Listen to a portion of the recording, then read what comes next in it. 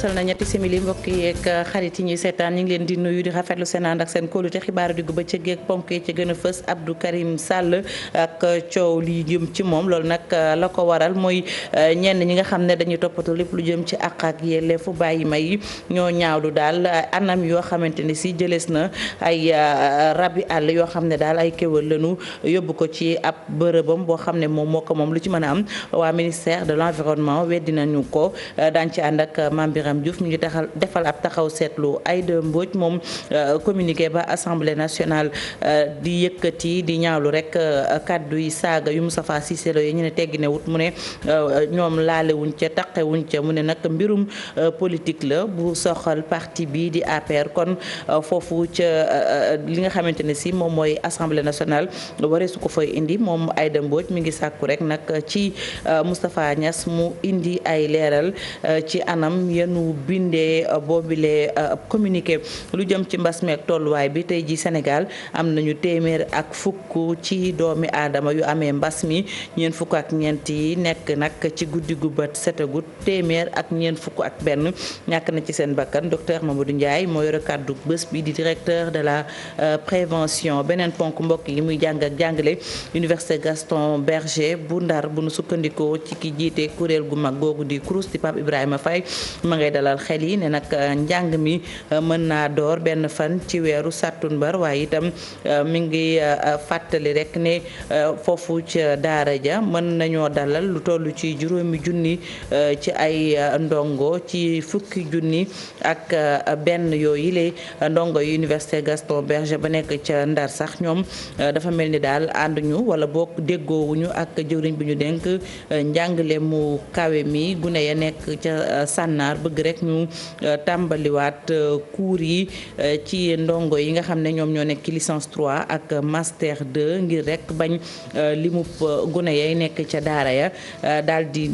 sakkan lool ndax bëgguñu rek mbas ma jaare ci ñoom law beneen ponk mbokk yi muy dem beeg dikk bi li ko dalee Yoff Ouest Foire Parcelles Assainies dawalkat yi Njaga Njaay yi nag ñoom nee ñu du rek ñoom ñoo tax ba mbedd yooyu fees ba kenn amul foo jaar bokk na ca la ñu wax ñoom dawalkat yi ne dañoo bëgg ñu gaaw ibbiwaat seen ab garage fi mu ne nii gisuñu client ba noppi itam anam yéen liggéey metti na li ci yenn kaay yi Mamadou Mouhamed Ndiaye ngeen taaxir lu ma ñëw léegi ñu faram fàccee.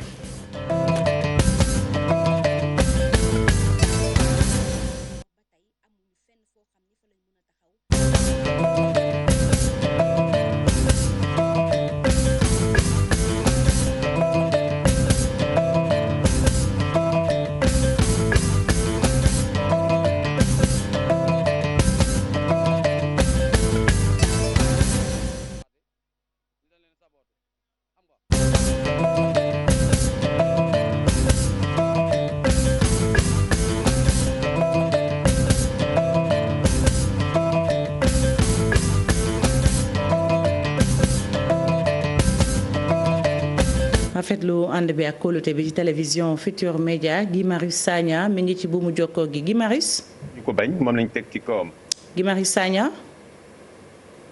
Guy Marius Sagna moo nekk ci buumu jokkoo gi xibaar bi ñu dabandi muy Abdou Karim Gueye ñu gën ko xam ci xurum xaq nee nañu nag bàyyees na ko xam ngeen ne nag bi ñu ko tegee loxo coow bari woon na lool ñu ne itam askan wi rek la doon waxal la leen soxal ba noppi itam ñu ne wér-gu-yaramam dafa xaw a tagga témbe ñu jàppoon ko nag ci anam yoo xam ne teguñu ko fenn du samay kàddu ñenn ci askan week yenn kuréel ñoo wax li ni mel mu mel ne Guy Marius Sagna bu mu jokkoo bi jàppandeegul fii ak ay xibaar yi di jeex daañu ko jéem a làmbiwaat Guy Marius Sagna mu ngoog ba tey jotagul. allo Guy Marius Sagna. Guy Marius Sagna. jafe-jafe la ñu am ci buumu jokkoo gi ci kanam tuuti dinañu ko jotaat mu wax ñu ci xibaar boobu nga xam ne tuddees na ko beneen ponk mbokk yi muy Abdou Karim Sall mi nag fi mu ne nii coow lu rëy topp bokk na ca la ko waral muy lenn ci ay bàyyi ma di nag ay gazelle ñu ne nag daal ay kéwal la dañ leen a yóbboon rek ci ab réserve privée moom ba daal anam yu miti am ca ñu faatu ak yu ni mel ba tax na itam ñu ne coow la woon coow loolu nag ñi nga xam ne ñoom ñooy toppatoo ak yelleefu bàyyi may ñi jooni tegu ko fenn moom ministre bi tey itam du waree fam waa ministère de l'environnement weddi ko ba tëdd ci suuf di ngeen ci dégg ci biir xibaar yi Mame Birame Diouf. Aïda Mbodj moom nee na communiqué ba assemblée nationale xaatim di ñaawlu doxalinu Moustapha Cissé Lo taqewu ca laalewu ca la mu gis rek mooy mbiram politique la mu soxal APR moom député bi di sàkku rek ci Moustapha Niasse nag mu indi ay leeral ci anam yi nga xam ne moom la ñu bindee boobile document dañuy teewlu honorable député Aïda Mbodj moo nekkoon ganuk info du matin ci télévision Futur Média. ne loolu affaire politique la te assemblée mënoon na ko bàyyi mu jàll ndax comme que moom li ko war muy question d'actualité bi ñu ko joxoon jéemu ci dara daf ko delloo gouvernement bi te loolu du yoon moom moo waroon a convoquer seet ban bis la gouvernement bi di ñëw pour wuyuñu yaakaar naa ne occasion boobu la amoon pour wane taxawaayam comme que wanewu ko nag mu dem ba assemblée tëj na depuis le 30 juin mu wëlbatikooti ne day kile ci yan circonstances la ko defee ci ban moment la ko def parce que session bi moom tëj na depuis le 30 kile dëgg la administration baa ngi def mais defe naa administration bi du moom moo am warugar gannaaw bi mu bàyyee li ko war ba pare di wëlbatiku di dugg ci problème boo xam ne problème politique la benn parti la concerné donc loolu kenn mënu ci ànd ak ñoom ñun solidaire uñ ci encore une fois ni ñu désolidarisé woon ku mel ni man Ousmane Sonko ak Cheikh Bamba Dièye ci déclaration ba résolution ba ñu defaloon ministre de la santé ñun ba léegi noonu la ñu désolidarisé defe naa lii kenn du ci ànd ak ñoom. aywa ni ñu ko doon waxee ci njalbeenu xibaar yi mu mel ne Guy Marius Sagna jàppandi na Guy Marius Sagna bu fekkee ne yaa ngi muy dégg waaw boo mënee wàññi télé bi bu ko defee ñu mën a déggante mag yow wala sax nga fay ko te dégloo ci sa téléphone yaa ngi may dégg Guy Marius. allo. yaa ngi may dégg Guy Marius Sagna. allo. Guy Marius Sagna yaa ngi may dégg. mu ngoog ci gannaaw dinañ ko defar. dafa mel ni Guy Marius Sagna yaa ngi may dégg.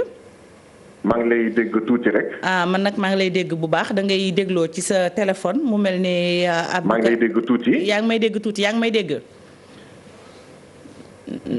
ndax mën nañoo wax ci. maa ngi lay dégg tuuti. yaa ngi may dégg tuuti xaaral ñu wéyal xibaar yi bu ko defee bu leen mënee defar dégg-dégg bi bu baax a baax ndax mu ñu mën a déggante bu ñu mën a déggante laaj yi dina gën a leer ñu wax ba tey ci xibaar yi le temps que ñuy defaraat ligne bi mën a jokkoo ak Guy Marius Sagna mbas mi ak tolluwaay bi tey jii Sénégal am na téeméer ak fukk yu ñàkk seen bakkan ngeen baal ma téeméer ak fukk yu amee mbas mi maa ngi jégalu bu baax ñeent ñoo ñàkk seen bakkan fekk si limub ñi ñàkkoon ñi faatu woon muy téeméer ak ñeent fukk ak benn ñeent fukk nag ak ñeent nekk Sowétas docteur Mamadou Ndiaye nekk directeur de la prévention moo nu xamal lu ni mel mbas mi ma ngay lëmbee fi mu ne nii Sénégal ñu nekk nag ci jamonoy nawet bu nu ko dëgmalee xel dem ci sibiru ñu ne nag kanel ak li nga xam ne ñoom ñooy ferloo sibiru lam fay faagaagal ci lim takku na ba tax na itam foofu ca diwaanu Matam ña ngay def seen kem kàttan ba daal sibiru moomu ànd ak coronavirus bañ a dugg ca seeni dëkk Ali Bandel ñang lañu fay fekk. lu ëpp fanweeri at a ngi nii sibiru mooy feebar bu gën a faat ay doomi aadama ci réewum Sénégal rawatina ci diwaanu dex gi fii ci diwaanu Matam mu ful sax Covid 19 bi nga xam ni bi mu tàmbaleek léegi du benn bakkan la yóbbaale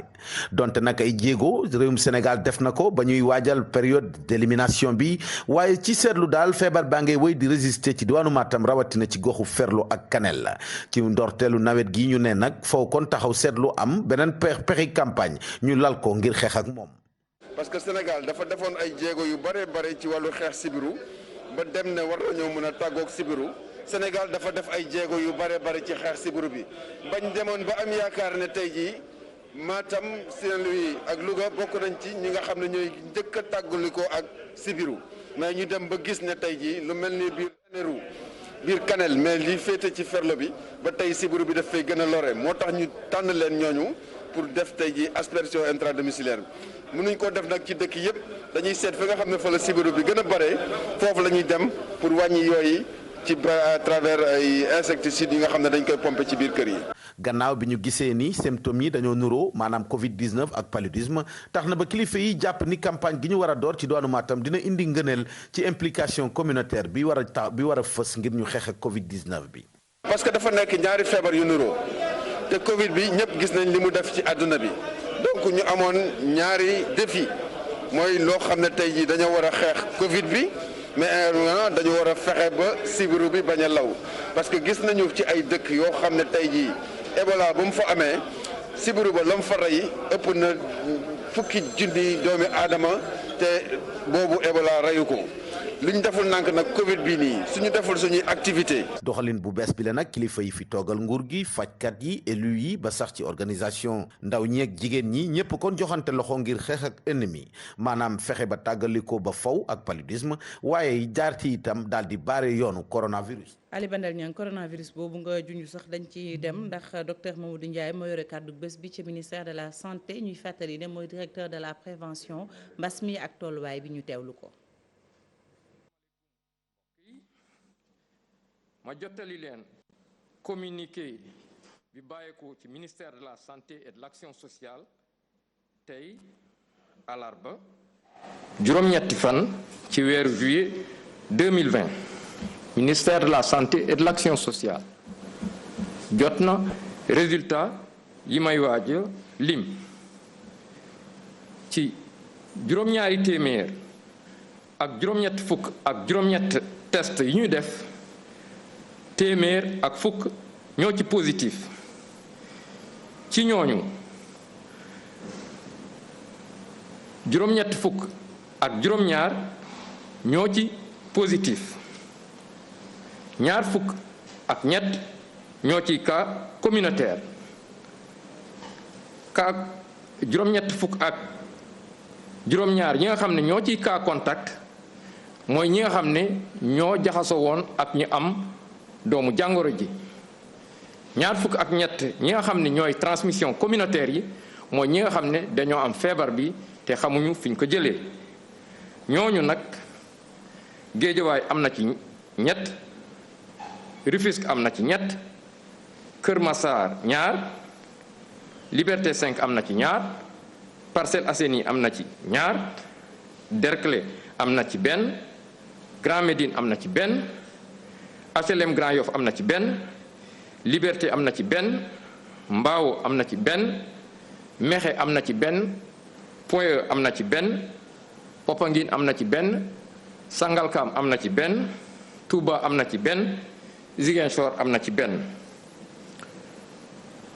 juróom-ñaar fukki malade ak ñeent ñi entré woon ci hôpital yi wér nañu te bu ci yàlla àndee dinañ génn tey fanweer ak juróom-ñaar ñu ngi ci réanimation ñeent doomu aadama ñoo ci ñàkk seen bakkan ni ki démb talaata juróom-ñaari fan ci weeru juillet bi ñu nekk ñeneen ñi nag ñi des ñu ngi am tan ci bésu tey dalee ko ci cas bu njëkk bi mbas mi duggee ci réew mi Sénégal jot na wàññi juróom-ñaari junni ak juróom-benn téeméer ak juróom fukk ak juróom-ñaar ñi nga xam ne jot nañu am doomu jàngoro ji.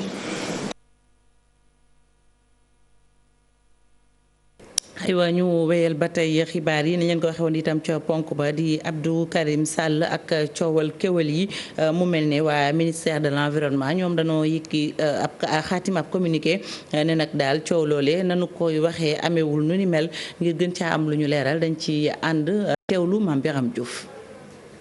bi dañu kaa teg ci yoon amul leen loo xam ne dañu kaa jalgati doon lu ñu mën a jàngat ci communiqué gi tukkee ci ministère de l'environnement di xamle ni lu jëm ci yarum rabu àll ak it sax yëngu ci mbirum àll yi ca moo xam la nga cey def loolee dafa doon activité bu yaatu lool ba tax na nga nekk citoyen kon yoon may na la nga amal lu ni mel ci kaw nga mën ko waaye nga teg lépp ci condition ya nga xam ne nii kat moom la ñu taxawal. waaye la jaaxal ñenn ñi te mu metti leen lool ci mbir mi nga xam ni jëm na ci juróom benn kéwél ya nga xam ne ni yóbbu nañu ko ci réserve privée ba ministre de l'environnement di Abdou Karim Sall fële ca Bambilor di fàttali sax ne Libération mu ngi xamle li ñett ci kéwél yooyee jot nañu ñàkk seen bakkan kon dee nañu. mooy kon conflit d'intérêt gi yenn ci ay spécialiste gis ci mbir mi ndax dafa fekk ni direction des parcs nationaux dafa nekk ci tutelu ministère de l'environnement ga nga xam ni Abdou Karim Sall moo ko jiite. ak lu ci mënti nekk lii di oryx kon muy kéwél bi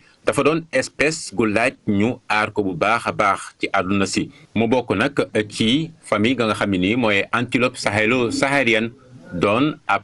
rabu àll goo xam it mun naa toll ci 1m60 ba 2m30 te it la nga xam ni mun na ko peese toll it ba 200 kilo ba 200 ak ñaar fukk ak juróomi kilo rab bi ba tey di oryx di am doom at gu nekk waaye it ëmbam mun a dem ci juróom-ñeenti weer ba fukki weer. gannaaw leeral yi taxul kon it ba tey Abdou Karim Sall raw rek ci yenn ci ay critiques yoo xam ni kat am na ñu koy def jëmale ko ci moom ci mbir mi moom ma nga xam ni sax ba tey ñu bëri ñu ngi koy joxañ ci beneen mbir laal mbirum suuf ndax mënees jàpp ni am na toll ci fukki hectares yoo xam ni ca forêt classée bu Mbao jël na ko fa jox ko ka nga xam ni kat mooy Abdoulaye Timbo doon maire bu Pikine loole it jur coow foofee ca Mbao ba fu mu toll nii ay kàddu ci jib te ba tey di laaj ñu leeral ko. Mame Birame Diouf loolu itam buñ ko tegee fi suuf ñu wax ci leneen muy njàng ak njàngale ci université Gaston Berger directeur bu CROUS di Papa Ibrahima Faye ma nga dalal xel yi ne nag foofee ca daara ya bu nu ibbiwaatee buntu ya benn fan ci weeru sattumbar ndongo ya dina am ñu mën a dem ndax bu ñu ko waxee dina am ñu mën a dem mooy foofu ca université Gaston Berger ñu ngi ci fukki junni ak benn ci ay ndongo waaye juróomi junni yi ñoom ñoo war a mën a ñëw foofu daal di àggale ñu teewlu Pape Ibrahima Faye directeur bu CROUS ay kàddoom ki ko taataan toogal télévision Futur Média ca Ndar ak li ko wax di Ousseynou Diop. doon xool pavillon yeeg restaurant yi daanaka lépp yemb na ñu gis ne. fii léegi le 1er septembre université Saint-Louis dana nekk ci en tout cas anam yu wér te wóor pour mën a accueillir étudiants yi nga xam ni ñoom ñoo fi jànge waaye donc dana am yenn yi nga xam ni dana changer parce que feebar bi dafa am yi nga xam ni da koy bañ te mi ngi fi ba léegi. loolu moo tax ci biir université bi nga xam ni juróomi junne place la am nga xam ni tëddukaay moom moo tax ñun ci biir campus social bi mënuñu accueillir lu dul juróomi junne yooyu pour que ñi nga xam ni ñoom ñoo fa nekk ñu assurer seen sécurité mais tamit sécurité ñeneen ñi nga xam ni ñoom ñoo fay liggéey parce que ñooñu ay pères de famille loolu dafa nekk li nga xam ni dana changer mais ci biir loolu tamit CROUS dana jël disposition yi pour li nga xam ni mooy lavage des mains yi mooy gel désinfectant yi yooyu yëpp yi nga xam ne en tout cas kër docteur yi digal nañ ko. ba tey foofu ca université Gaston Berger bu Saint-Louis ndongo ya fa nekk nag ñoom daal la ñu gis rek mooy njàng mi itam bu tàmbalee ñoom waa sànnaar yooyu la ñu jàpp mooy ñëpp mënuñoo ñëw maanaam daal dañu koy am nu ñu koy doxalee ba bu ñu ñëwee def cours ñeneen ñi itam ñëw lu ci mën a am ñoom ndongo yi ña ngay ñaawlu ñàkku ndox bi nga xam ne ña ngi koy dund ca campus ba Ousseynou Diop lañ ci àndal ak Habib Seck ba tey. coordination étudiants yi nekk ci université Gaston Berger bu Ndar amal ndajeek taskatu xibaar yi ñoom nag li ministre bi wax ngir ñu tàmbali njàng mi benn fan ci weeru septembre àndunu ci la ñu bëgg mooy ñi nekk ci wàllug licence 3 ak ñi nekk ci master 2 tàmbali bu ñu paree ñaari weer ñeneen ñi nga xamante ni ñoo nekk ci université ba mën a tàmbali lu jëm ci njàng mi. léegi ñun CSL def benn démarche bu cohérente dugg ci autorité yëpp muy personnel bi muy PATS bi muy ñeneen ak ñeneen dugg ci ñoom wax leen ni proposition bi jaadu pour ñu def retour en présentiel mooy étudiants yi nekk L3 ñi nga xamante ni presque pare nañu pour génn ak ñi nekk master 2 pare nañ pour génn parce que ñii sélection la ñuy xaar ñii dañuy dugg dans le monde professionnel maanaam ci wutum xëy mi léegi ñooñu bu ñu leen indee def retour progressif 2 mois bu ñu leen bàyyee bu soobee yàlla dinañu libérer espace mais bañ a laisser en rade ñeneen ñi. ñoom nag daan nañuy naqarlu université ba nu mu mel ndaxte jàpp nañ ni ay jafe-jafe am na fa rawatina ci wàllu ndox bi nga xamante ni war nañ ko mën a jëfandikoo ci jamonoy mbas mi rax ca dolli ñaari junni lal yi nga xamante ni kilifa yi neewoon nañ daal leen ko jox loolee la ñuy bëgg ñu livrer leen ko ca na mu gën a gaaw. bu fekkee dañ koy tijji nañu régler yenn conditions yi muy ci ndox mi. déjà bu ngeen constaté après di ngeen jël photo yi ndox mi benn goutte d'eau ñun ñu ngi fi boobu ba léegi presque 1 mois 2 mois ñun ak communauté étrangère yi maanaam ñu bàyyee ko ci yeneen réew yi mais di nga toog 48 heures benn goutte d'eau du sotteeku te coronavirus dañ ne da ngay raxasu teg ay lave-mains mais bu ñu defee loolu te amuñu ndox ci campus bi nan la étudiants yi di ñëwee bu ñu defee loolu te lal yi 4 junniy lal ñoo disponible actuellement 4 junni ba juróomi junniy lal. étudiants yi nag nee nañu lu jëm ci wàllu njàng mi benn fan ci weeru septembre bi nga xamante ni ministre bi wax na ko ngir ñu mën ko tàmbali ñoom àndoonu ci la ñu bëggoon ci daar bi léegi ñu tàmbali ko ci université yi étudiants yi tàmbali nafar seeni leçon balaa ñuy egg ci benn fan ci weeru septembre. Ousseynou jërëjëf ñu wax ci leneen muy lu jëm nag ci tëj frontières yi aju ci jaww ji Union européenne moom jox na ak Sénégal daje aljuma gannaaw ba ñu tasee ni ki talaata réewum Sénégal moom ne dara ku ko tëjal say buntu itam mu daal di tëj ay buntam moom it di saprera lañ ci àndal. nga jóge Yoff jaar Ouest. Air Sénégal nar a perte lu ëpp 40% ci chiffre d'affaires am ASECNA tamit nar a ñàkk xaalis bu bari bu fekkee Union européenne dafa taxaw ci tëj aéroport am tere roplaanu yi bàyyee ko Sénégal ñu wàcc seen réew yooyee waaye du Sénégal rek ñoo nar a gàllankooru ci situation bii compagnie aérienne yi bàyyee ko ca dëkk yooyu tamit mën nañoo ñàkk ay part de marché yu am solo ñaari pàcc yi ngir moytu perte yooyu nga xam ne mbas mi moom la nar a jural dem bi ak dikk bi tax ñu lal ab waxtaan sabab lii mooy fexe ba am ak déggoo ndax mën a minimiser impactu Covid-19 bi ci wàllu transport aérien waaye lépp nag ñu war ko lal ci respect protocole sanitaire bi organisation mondiale de la santé taxawal waaye tamit ci déggoo gi nga xam ne dox na diggante Union européenne ak Union économique et monétaire de l'Ouest africain waxtaan wi ñu ubbi ko ci mardi démb bi Union européenne di fësal importance bi Sénégal am ci coopération internationale bi ñoom sax li ñu xam ne mooy première liste bi nga xam ne moom la ñu génnee ab liste provisoire la te dinañ ko sax seetantal ko ndax nag Sénégal dafa taxaw ci appliquer li ñuy wax réciprocité ak bépp réew boo xam ne dafa tëjal aéroport am suñu réew ak yeneen réew yi nga xam ne dañoo bokk ci li nga xam ne mooy ASECNA ginnaaw mardi démb bi autorité sénégalaise yi ak représentant Union européenne joxante ab dig daje ajjuma bi ñu dëgmal ngir wéyal waxtaan wi. aywa ñu wax ci beneen ponk bu ñu leen junjoon muy ci diggante Yoff Ouest Foire Parcelles Assainies askan wa dañoo jàpp rek ne daal yenn ci yoon ya des koo aakimoo ba amuñu fu ñu jaar doxi seeni soxla loolu nag dawalkatu Njaga Njaay yi ne duñ ca leen dañ leen a jële ca seeni garage mu nekk nag yóbbu leen foofu te itam nee ñu seenub liggéey fi mu ne nii lu bëri da caa taxaw la ñu bëgg rek mooy ñu tijjiwaat seenub garage ngir nag mbir moomee mën a sotti ndax ne ñu dañoo yàgg ci toog bi ak toltolaan bi Fatoumata Touré Amadou Bàccaay leeral nga jóge Yoff jaar Ouest Foire ba fi nga xam ni moo di Parcelles Assainies ñu gis ni car yi nga xam ne lañu dippee Njaga Njaay ñoom ñi de sax dañoo taxaw ci yoon bi ci anam bu dëppoowul ak yoon nekk nag situation boo xam ne bu ñu sukkandikoo ci chauffeur yi ñoom duñu ci dara ñoom ñi de sax jàpp ni bi ñu leen dàkkee fële nga xam ne nag moo di stade Léopold Sédar Senghor ba tey amuñu fenn foo xam ni fa lañ mën a taxaw te nag dañoo jàpp ni sax dañ leen a seetaan surtout ñu nekk ci jamonoy mbas. ci suba Kër Massar laa jógee dem Gaara Yoff amu fenn fu ma Gaara Yoff waa maire bi Yoff ñëw jëlañu fa ñu leen di saboota yi ñu déplacé foofu ñëwati fii station foire bi ñu fekk no faati ñu dañ leen saboté xam nga ñun moom fi ne dund ko mos nañu dund moom. oto yi fu ne la ñuy gaari fii ba Yoff fii ba Cambérène fu ne la ñuy dugg fu ñu dugg nag ñaare gendarme yi fekk leen fa bënn seen i pono mbaa ñu jël leen yóbbu leen fay leen 6 000 francs mu dugg ñu dugg ga biir parcelle ñu def noonu. nekk nag situation boo xam ni ñi nga xam ni ñoo di aji jëfandikoo yi ñu ngi koy yëg bu baax. garage bi fële la leen xamee woon jëlee nañ leen fii teguñu leen si benn garage bi nga xamante ne foofu la nit ñi clients yi mën a ñëw di yëg normal fële au moins amoon na ordre tuuti mais fii c'est le désordre total moo fi nekk. te fii xoolal tëli baa ngi nii fii amul place su Njaga Njaay fu mu mën a gaare fii moom wax dëgg neex yàlla boo la ñu mënoon dimbali da la war ñu garage bu fee ne nu mu tudd estat foofu lañ gën a libéré kenn ñu sàcc.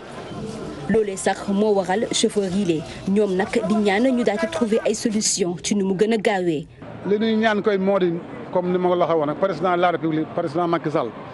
ku ko nekk pont 92 xam na chauffeur yi fa nekkoon xam na garage bi nee ko seen mbokk yooyu nga joxoon 92 ñu fay nekk di dem ak ñëw sonn nañu trop ndax jëlee ñu leen fa teguñu leen fenn ñun nag dañuy ñaan ñu dimbaliwaat ñu bu dee parking sax ñu dugal na fa. opération déguerpissement bi nga xam ni sax ministre de l'urbanisme moo ko fi amaloon nekk nag li nga xam ni nag am na jeexital bu baax ci ñenn ñi chauffeur Ndiaga Ndiaye yi nag ñoom nee nañu tey am nañ lu leen metti loolee sax moo waral rek ñuy ñaan ñu ubbiwaat seen garage boobee ngir rek ñu daal fay dellu ngir seen sutura. Fatimata Touré ñu sant ko bu baax wax itam ci leneen muy lu jëm ci mbir yoo xam ne daal di ay produits li ñuy woowee produits impropres à la consommation maanaam yoo xam ne seen date de péremption dafa jàll bu ñu ko waxee nag mooy li ñuy def ci biir ba noppi itam baaxatul ñu wéy di ko jaay ba tax na sax nag waa service d'hygiène ñoom nag teg nañ ko loxo ca diwaanu Tëngéej yamuñu ca dañ caa boole itam ay garab lu toll ci fanweeri tonne ak juróom-ñaar la bi nu ko xaymaa mi ngi toll ci fanweer ak benn ci ay millions dañuy teewlu ki nga xam ne nag moom mooy major ba di Mamadou Thiam Faye ay kàddoom ki ko taataan di Ousseynou Thiam ànd ci ak Ahmadou Bamba Samb. waaw li ñu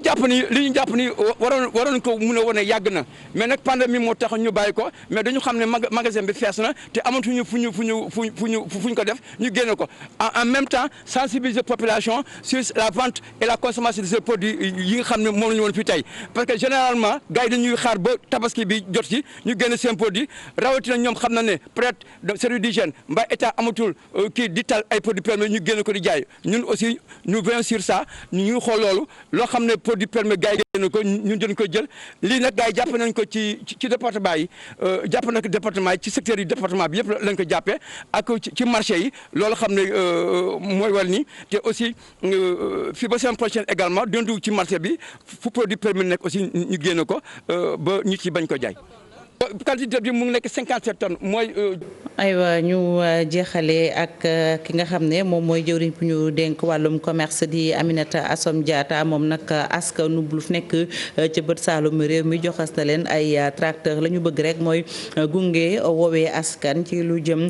ci mbay mi waaye itam fexe rek ba nu moom seen bopp ci ceeb bi bañ ko jéggaani fenn dañuy teewlu jëwriñ ji ay kàddoom Boubacar Diassi ak Lamine Mandian ñoo ko taataan.